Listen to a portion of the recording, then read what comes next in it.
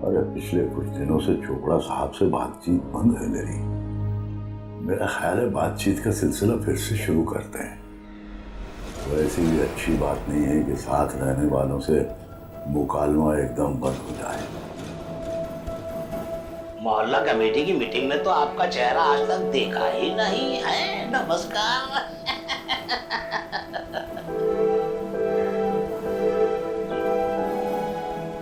यकीनन मेरे लिखे गए खत से हुकूमत को सोचने पर मजबूर होना पड़ेगा। मेरे खत में लिखे गए सवालात उनको हल करने की तरफ उकसाएंगे जरूर।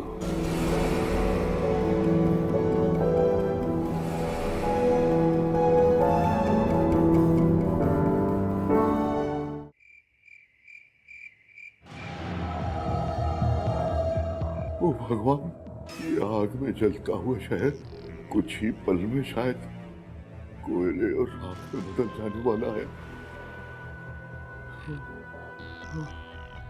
ये ये ये क्या है? ये ज्यादती की शिकार उस औरत की शक्ल तो हूबहू मेरी बीवी से मिलती है। अरे कहीं ये सब कुछ उसके साथ तो नहीं हुआ?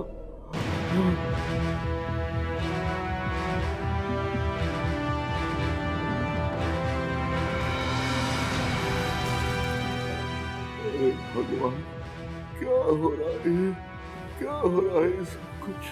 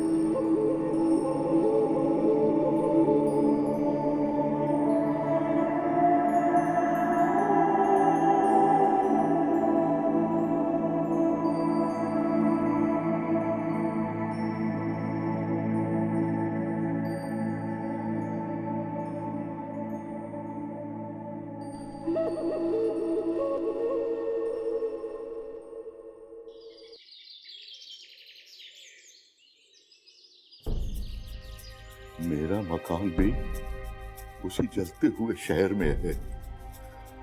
मैं, मेरी बीवी और मेरी इकलौती बेटी भी उसी शहर में रहते हैं। ये वही शहर है जो थोड़ी देर में कोयले और राख में तब्दील होने वाला है। कोयले का मकान, मैं, मेरी बीवी और मेरी बेटी भी जलकर कोयला बन जाएंगे। फिर हमें कोई पहचान नहीं सकेगा कौन शौहर है, कौन बीवी और कौन बेटी है। अरे नहीं नहीं नहीं, ऐसा भला कैसे मुमकिन है? ये सब बेकार की बातें हैं, बकवास है। दोनों शहरों में कितना फर्क है, और वो शहर तो यहाँ से बहुत दूर है, सैकड़ों किलोमीटर दूर।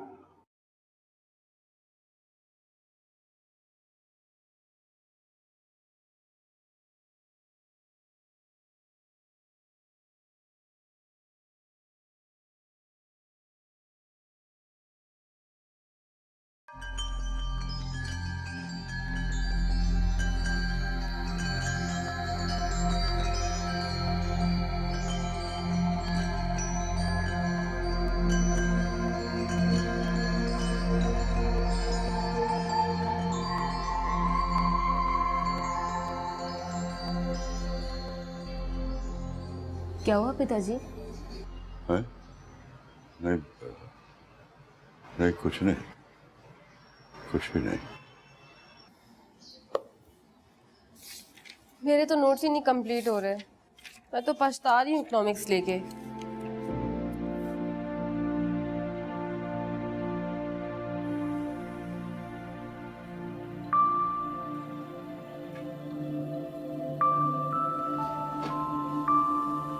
ये पिताजी को क्या हो गया आज?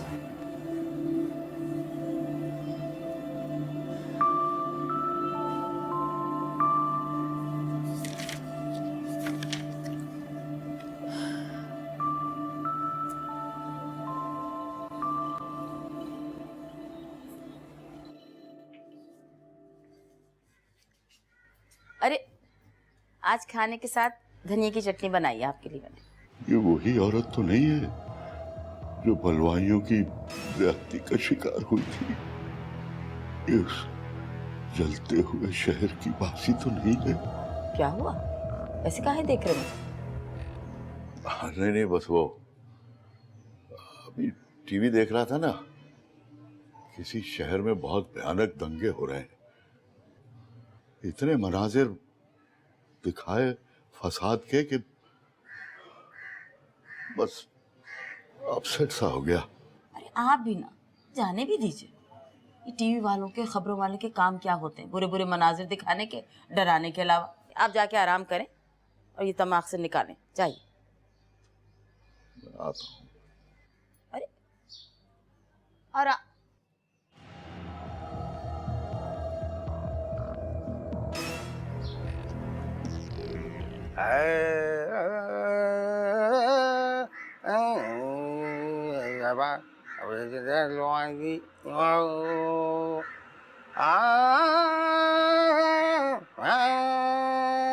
अरे चौकीदार साहब, अरे तुम आराम से बैठे गाने गा रहे हो, चौकन्ना होकर ड्यूटी क्यों नहीं करते? अगर कोई अंदर घुस आया तो? ऐसे कैसे घुसेगा साहब, हम यहाँ खड़े हैं। अच्छा, गेट बंद कर देते हो ना रात को? जी जनाब। ड्यूटी के दौरान ऊँघते तो नहीं हो? नहीं नहीं नहीं नहीं जनाब। अच्छा ये बताओ, अगर कोई दीवार फांद के अंदर आ जाए तो क्या करोगे? साहब ये कैसा सवाल पूछ रहे हैं? 500 रुपए तनख्वाह देते हैं, 12 घंटे ड्यूटी लेते हैं। अब 500 रुपए के लिए कोई हम अपनी जान थोड़ी ना दे देंगे।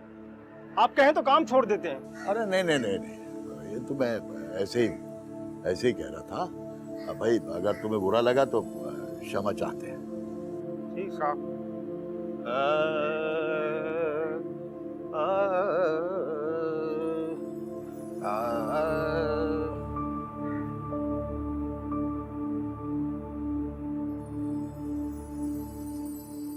अरे चोपड़ा साहब, पिछले कुछ दिनों से चोपड़ा साहब से बातचीत बंद है मेरी। मेरे ख्याल में बातचीत का सिलसिला फिर से शुरू कर दें। वैसे भी अच्छी बात नहीं है कि साथ रहने वालों के साथ मुकालमा एकदम बंद हो जाए। अरे अरे नमस्कार नमस्कार आनंद कुमार जी। नमस्कार। चोपड़ा जी, आपने टीवी देखा? टीवी? नहीं। अरे बहुत भयानक दंगा हो रहा है। हाँ, अखबार में पढ़ा है भाई, बड़ी बेदर्दी से मारा गया है। अब उन्हें सबक सिखाना भी तो बहुत जरूरी था ना। चोपड़ा साहब, मान लो कि हमारे शहर में भी अगर दंगा हो जाए तो? क्या मजाल है किसी की? लेकिन फिर भी अपनी सुरक्षा के बारे में तो सोचना चाहिए ना। कैसी सुरक्षा आनंद कुमार जी, कैसी? चोपड़ा जी, क्या ख्याल है अपने मोहल्ले के इर्द गिर्द एक दीवार बनवा लें और दीवार के ऊपर बिजली की तार में करंट छोड़ दें? हैं? लो, हंसने की इसमें क्या बात है भला? ये बात आप कह रहे हैं? मोहल्ला कमेटी में तो आपने सड़कें बनाने की भी बात की थी और कहा था कि हजारों रुपए लगेंगे, मगर मोहल्ले के लोग तो 5 रुपये भी देने को तैयार नहीं। अरे वो बात तो आपकी ठीक है, लेकिन अपनी सुरक्षा के लिए तो खर्च करना पड़ता है ना। ये बात तो आप मीटिंग में कहिए ना। मोहल्ला कमेटी में तो आज तक आपका चेहरा नहीं देखा है। नमस्कार। हैं? ये आखिर चोपड़ा साहब इतने पुरसुकून क्यों हैं? इन्हें तो किसी तरह का तनाव नहीं, इन्हें कोई खौफ नहीं सता रहा। क्या ये शराब के असर की वजह है? क्या शराब आदमी को हर फिक्र से आजाद कर देती है? मैंने भी तो कई बार शराब पी है, मगर ऐसा एहसास तो कभी नहीं हुआ मुझे।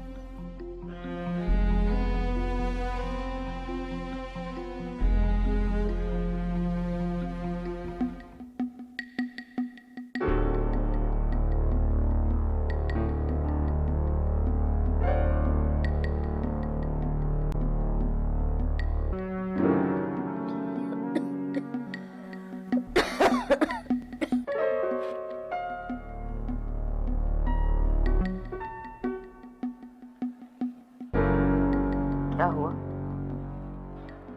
लाइट नहीं बंद की, अभी तक सोए नहीं आप? हाँ, बस ऐसे नींद नहीं आ रही। लगता है आप बहुत परेशान हैं। रात खाने पे भी आपने मेरी बातों का ठीक से जवाब नहीं दिया। खबरों के मनाजिर तो नहीं आप दिमाग में लेके बैठे हो? अरे नहीं, कोई परेशानी नहीं, बस अभी सो जाता हूँ। सो जाए फिर आराम से, लाइट बंद कर दीजिए। ये क्या आवाज है? हमारे घर में तो चूहे भी नहीं है। मुझे तो कोई आवाज नहीं आई। सपना सो गई क्या? आधी रात हो रही है, सब सो गए, आप सो जाएं।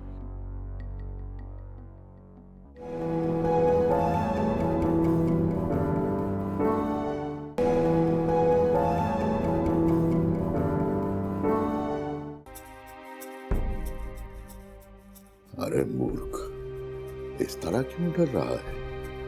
आज तक तो तू इस तरह नहीं डरा। टीवी पे न्यूज देख के तेरी जान निकली जा रही है, जैसे तेरे साथ ही सब कुछ हो रहा है। अरे आनंद कुमार, तू कोई ऐरा गैरा थोड़ी है। ब्राह्मण कौम में पैदा होने वाला हाई स्कूल मास्टर का बेटा है, खुद सरकारी इदारे का इतना बड़ा एहलकार है, ऊंची तनख्वाह है, बैंक बैलेंस है, एक बड़े घर में रहता है। तुझे क्या खतरा? और किससे खतरा?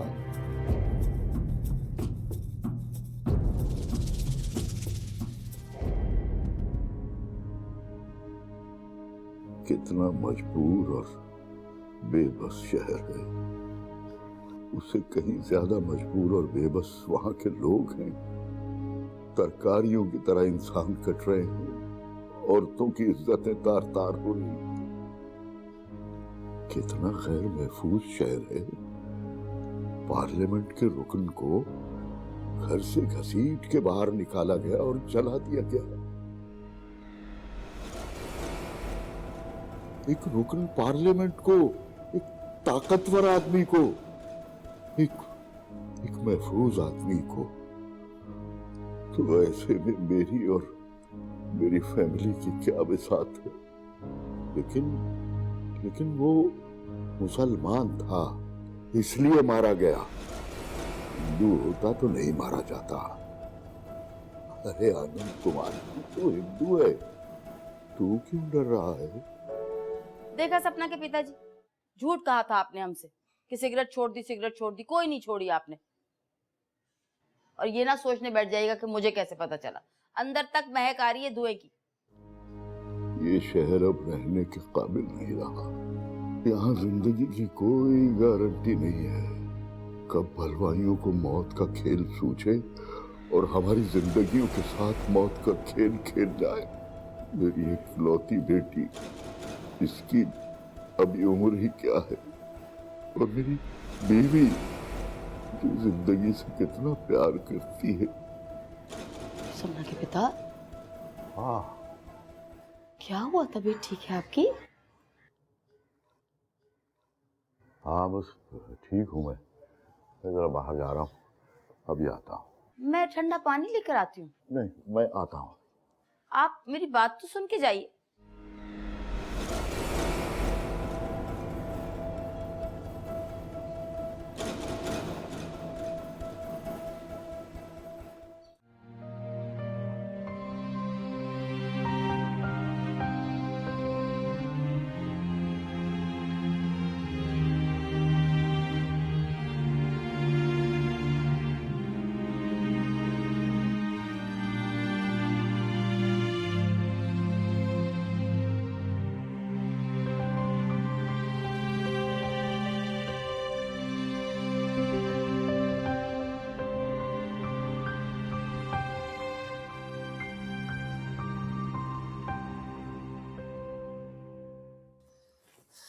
नमस्ते मम्मी जी।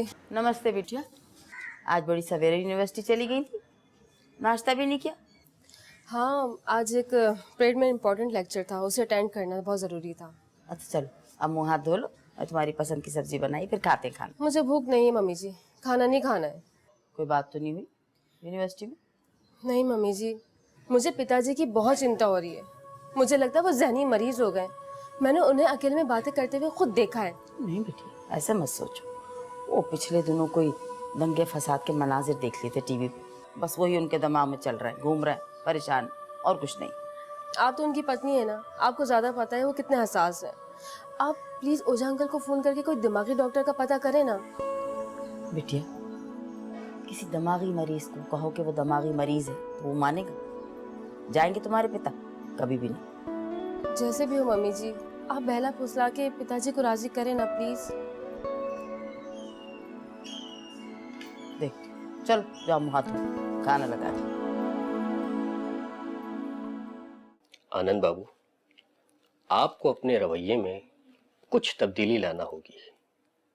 ये चुपचाप रहने की आदत को बदलना होगा। हमारी सोसाइटी में कितने ही लोग ऐसे हैं जो आपसे बात करने को, मिलने को बेताब रहते हैं, मगर आप हैं कि किसी को मुंह ही नहीं लगाते। और आपके इस आदत की शिकायत कई लोगों ने हमसे की है कि आप बहुत ही मगरूर और अखड़ू किस्म के इंसान हैं। सच कह रहे हो गोपाल, मैं इस मामले में वाकई बड़ा मूर्ख हूं। हमेशा ताल्लुकात बनाने का मौका गंवा देता हूं। अब यही देख लो, पिछले दिनों जब दफ्तर में यौम हिंदी मनाया गया तो भाई वो अपनी गीता जी ने एक डीआईजी की बीवी की कविताएं ला के दी मुझे। मैंने वो पढ़ी, मुझे ऐसी बकवास लगी, फाड़ के फेंक दी। अब मैंने सोचा कि भाई ये मरियल सा डीआईजी मेरे किस काम आएगा। तो मैंने एक शहर के एक बहुत बड़े कवि को मेहमान खुसूसी बना दिया। भाई अगर मैं उस डीआईजी को बना देता मेहमान खुसूसी तो कुछ फायदा ही होता ना, लेकिन नहीं, बस अपना नुकसान कर लिया। अब अगली बार मैंने सोचा है कि उसी डीआईजी को मेहमान खुसूसी बनाऊंगा और उसकी बेगम अपनी कविताएं सुनाएगी जी भर के। अच्छा आनंद बाबू, मैं अब चलता हूँ, मुझे घर जरा जल्द पहुंचना है। मेरी बहन को देखने के लिए लड़के वाले आने वाले हैं। अच्छा।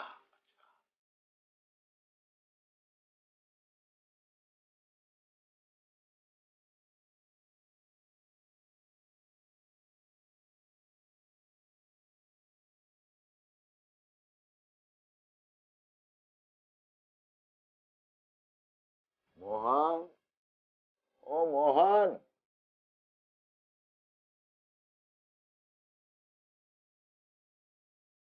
जी साहब। अरे भाई शर्मा जी से कहो कि मुझसे मिले अगर आके। जी शर्मा साहब? हाँ तो इसमें हैरत की क्या बात है, मैं उनसे नहीं मिल सकता? जी बेहतर है।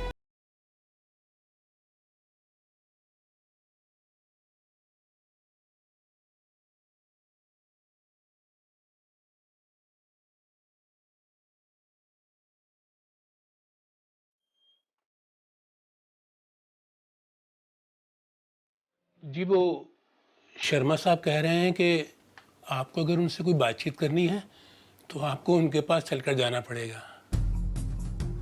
अच्छा, हाँ तो ठीक है, इसमें क्या प्रॉब्लम है, मैं चला जाता हूँ।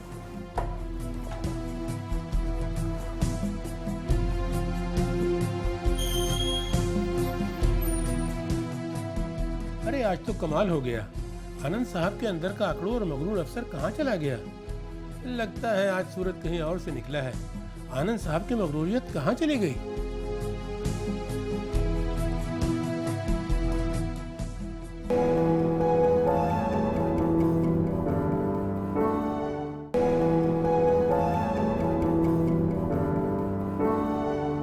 अरे शर्मा जी, आप यहाँ खड़े हैं, मैं आप ही की तरफ जा रहा था। आनंद जी, आज आपने कैसे मेहरबानी की?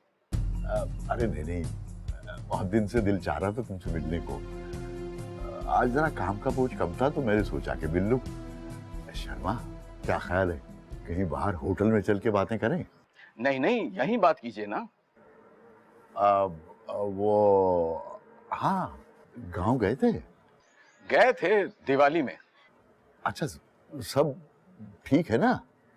हाँ वैसे तो सब ठीक है, लेकिन पिताजी बीमार रहने लगे। ओ अच्छा, शर्मा जी, तुम मुझसे नाराज तो नहीं हो ना? अरे मैं क्यों आपसे नाराज रहने लगा? अच्छा, सच सच बताओ, नाराज तो नहीं हो ना? नहीं आनंद बाबू, मैं नाराज नहीं हूँ। शर्मा जी, मान लो कि हम लोग कहीं जा रहे हैं और रास्ते में बलवाई मुझ पे हमला कर दें, तो तुम मुझे बचाओगे ना? क्या हो गया आनंद बाबू, क्या भंग पी कर आए हैं आप? नहीं, मेरा मतलब है, अगर मेरे ऊपर कोई खतरा आएगा तो तुम मुझे बचाओगे ना? आनंद बाबू, जो कुछ कहना चाहते हैं साफ साफ कहें। कोई नई चाल तो नहीं चल रहे हैं आप? देखो शर्मा, मैंने कल टीवी पे दंगे के बहुत से मंजर देखे, बस मैं ये सोच सोच के परेशान हो रहा हूँ कि कहीं अगर हमारे शहर में कुछ हो गया तो। अच्छा अच्छा, कुछ नहीं होगा, यहाँ हमारे सूबे में शांति है। देखो शर्मा, सरकारी अहकामात को पूरा करना मेरी मजबूरी है, जिम्मेदारी है मेरी। मैं मजबूर हूं उस मामले में, लेकिन मुलाजमीन से मुझे पूरी हमदर्दी है, क्योंकि तुम भी तो इंसान हो ना, जैसा मैं इंसान हूं। ठीक है, लेकिन आज आपको सफाई पेश करने की जरूरत क्यों पड़ गई? बस शर्मा जी, एक विनती है मेरी, मेरे लिए अपने मन में कोई बुराई न रखना। अरे भाई, आप तो गजब कर रहे हैं। मेरा आपसे जाती मसला कोई नहीं है। दरअसल मुझे एक जरूरी काम से जाना है, मैं चलता हूँ। नमस्ते।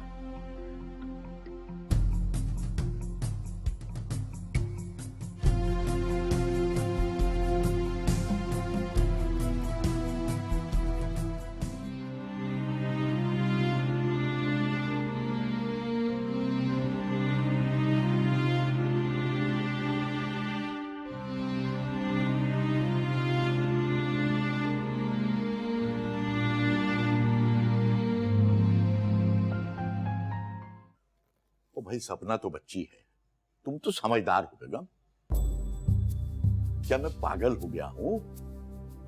और तो और तुमने डॉक्टर ओझा को फोन कर दिया कि आनंद कुमार किसी दिमागी मर्ज में मुब्तला हो गया, और उन मौसूफ ने मुझे फोन करके कहा कि उन्होंने किसी दिमागी इमराज के डॉक्टर से टाइम ले लिया। क्या बचकाना हरकत है ये?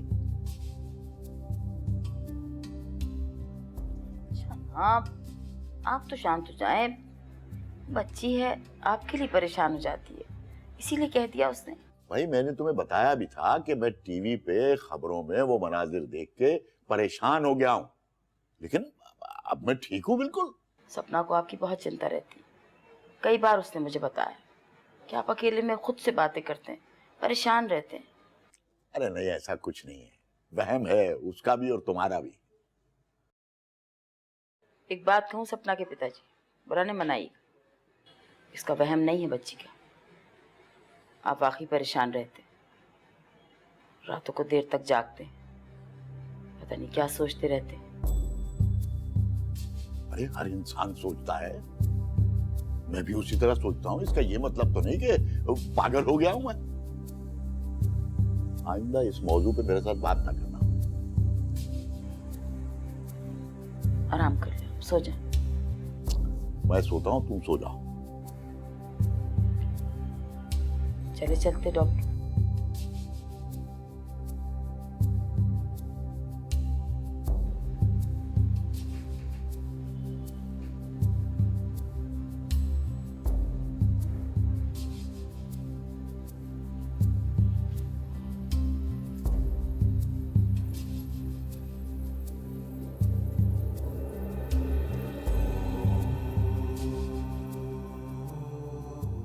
काश मैं ऐसा कुछ करता जिससे हर कोई महफूज हो जाता। ये पूरा शहर, पूरा सूबा, पूरा मुल्क, बल्कि पूरी दुनिया। लेकिन मैं अकेला आदमी क्या कर सकता हूँ। अब नौकरी चाकरी छोड़ के किसी सियासी जमात में तो शमूलियत इख्तियार नहीं कर सकता। और फिर इसका क्या मतलब है, ये सारा कुछ नेताओं ही का तो किया धरा है। क्या करूं मैं, कोई तंजीम बनाऊं, लेकिन कोई क्यों मेरी बात सुनेगा। ये काम आसान तो नहीं है। अब क्या मैं साधु बन जाऊं, पंडित बन जाऊं? और साधु और पंडित तो सियासतदानों को भी मात दे रहे हैं। क्यों ना अगर मैं अखबार के एडिटर के नाम खत लिखूं, वो अगर नेताओं और साहिबान इख्तियार से अपील करे कि वो एक खूबसूरत और पुरअमन मुआशरे की तामीर में ताउन करें, कल ही ये काम करता हूं।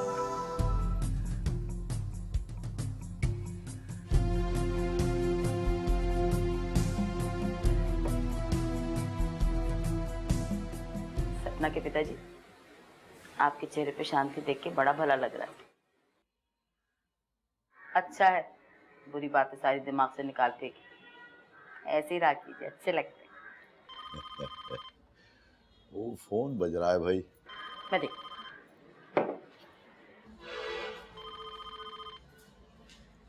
हाँ बिटिया, नोट्स कंप्लीट हो गए?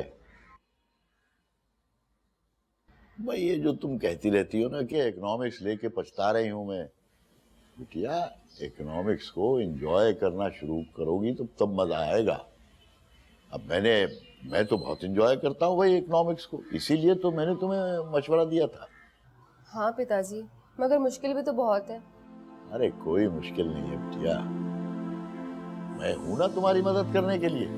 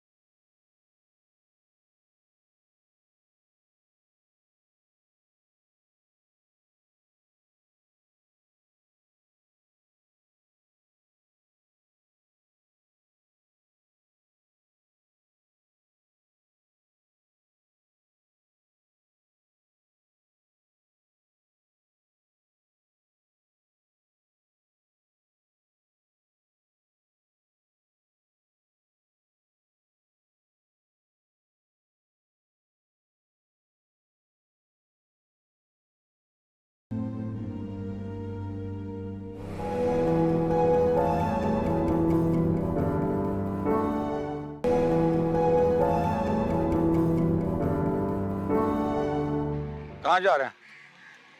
भाई एडिटर साहब से मिलना है। वो तो अभी मसरूफ है, उससे तो नहीं मिल सकता है।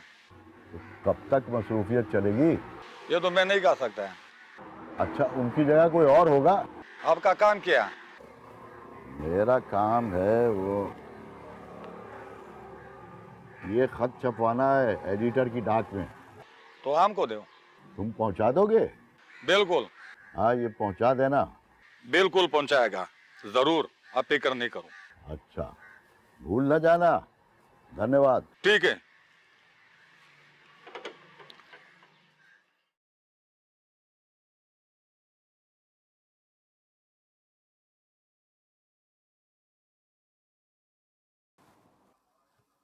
यकीनन मेरे लिखे गए खत से हुकूमत को सोचने पर मजबूर होना पड़ेगा। मेरे खत में लिखे गए सवालात उनको हल करने की तरफ उकसाएंगे जरूर। भाई तो क्या एक आम आदमी के पास सिर्फ अपील ही का हक है? क्या वो सिर्फ इसलिए जिंदा है कि अभी तक किसी मुजरिम या बलवाई ने उसे अपना शिकार नहीं बनाया? क्या एक बलवाई या एक पुलिस एनकाउंटर या एक मुजरिम की गोली उसके इंतजार में है? मैं एक हिंदू, एक आला नसब, एक सरकारी इदारे का एहलकार, एक लखपति, एक मुअज़्ज़िज़ शहरी, क्या इन सब से महफूज है जो बाकी सब नहीं है? वो कैसे जिंदा है? किसी रहम पर, किसी रियायत पर?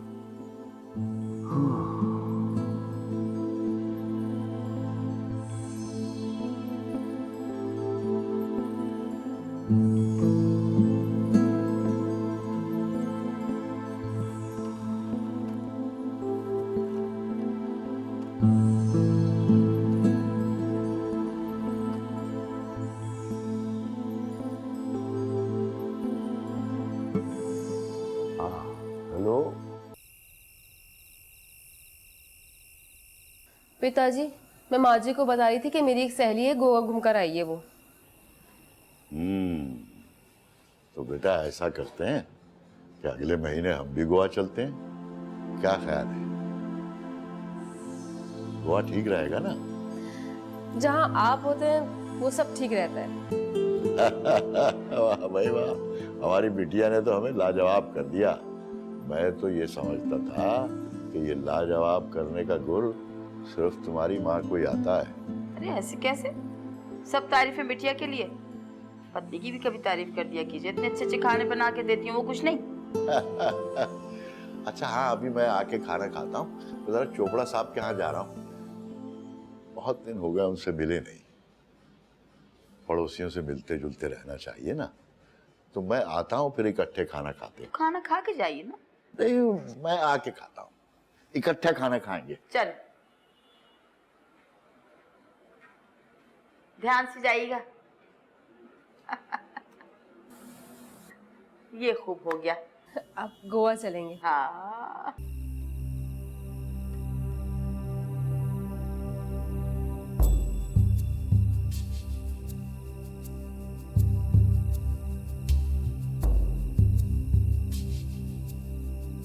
अरे चोपड़ा साहब, अकेले अकेले बैठ के पी लेते हो, कभी हमारी भी दावत किया करो, हमें भी पिलाया करो। अकेले अकेले क्या मजा आता आनंद बाबूजी? मजा तो तब आता है कि जब साथ बैठने वाला भी पिए। हाँ।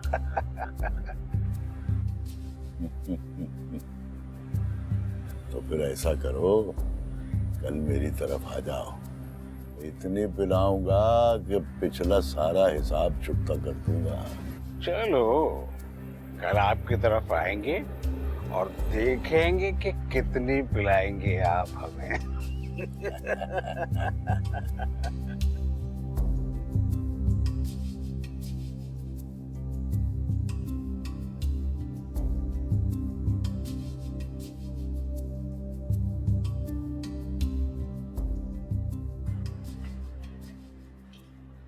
अरे उठे अभी तक, चाय पी लीजिए।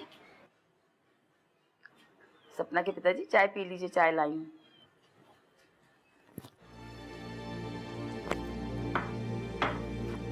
उठिए, चाय लाई हूँ। उठिए, चाय पी लीजिए। सपना, सपना, क्या हुआ? क्या है तुम्हारे पिताजी?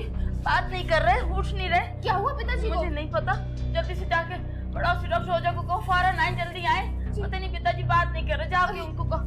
सुनो, उठे, उठे, बात करें मेरे से। उठिए, देखिए मैं चाय लाई हूँ आपके लिए। उठ जाए जल्दी से। क्या हुआ आपको?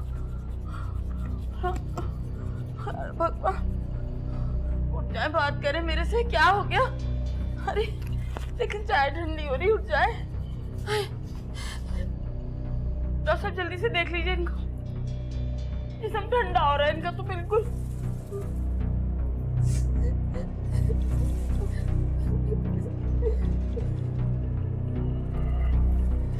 आनंद बाबू की मौत वाक़या हो।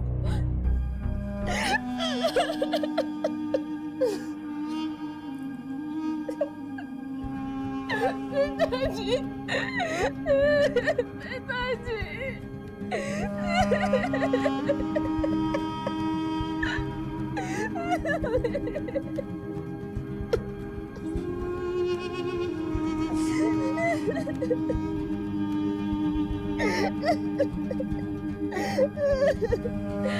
पिताजी।